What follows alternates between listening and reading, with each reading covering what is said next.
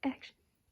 Hi, my name's Kayla, and for my interview, I did my friend Elinaz, and she is so sweet. Her cultural background is she's from Iran. She's in her early 40s.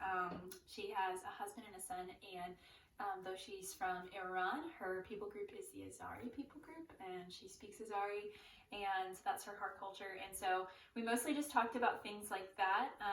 Some of the highlights from it were things that I just thought were really culturally interesting. So one of the things had to do with pronouns and plural. So like Iran is a group culture.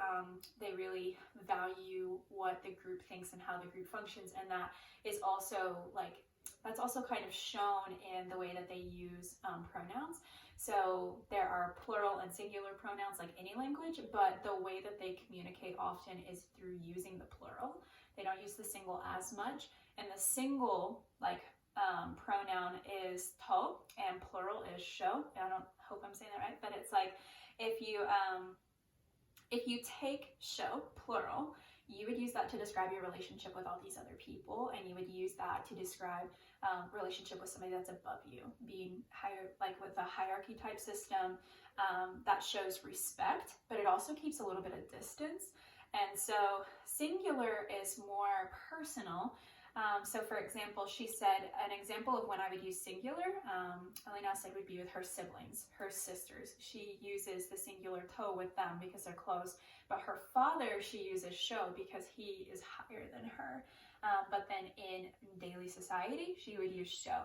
And an example of how this can be portrayed in different ways with all this background meaning that we wouldn't probably get as an American just innately is that she had a man that she kind of knew but was not very close to, and he personally messaged her, and that ended up it communicated something completely different because he said, oh, you can use singular pronouns, we're close, and her being a married woman, that was deemed inappropriate. So there are things like that that are culturally interesting. One thing that got into a lot deeper was the way that one of the questions was, how are the arts viewed in the culture? And something that I found out with her being from the Azari people group in Iran, they are persecuted in that way. So their arts have a lot of times over history been destroyed. They have traditional instruments that the government has destroyed. Concerts done by people who speak the Azari language were viewed as being anti-government. So those were usually stopped. Some people were imprisoned. And so when she talked about the art, she said, sure, people like music and they like these things, but at the same time, there is a lot of persecution in her culture for the arts that led to a lot of deeper discussion. One thing that I thought was also really interesting was like the way that marriage was done. Marriage had a lot to do with networking. It didn't have to do with men or women really knowing each other, forming a relationship, and then choosing to take it further. It had a lot to do with parents talking to a son or a daughter, and then them networking and asking other adults, saying, do you know of somebody in the neighborhood who is of marrying age and you think has a good reputation and status and even sometimes money and all these things? And they'd say, yeah, I know somebody who would fit that perfectly. And then they would go and they'd have kind of this interview process where they would interview and say, these are all the things that we're hoping to gain from this relationship. And if it's wanted and deemed a good relationship, then they will proceed with marriage and all that comes with that. If not, then they would say, okay, that's fine. We will move on to a different interview.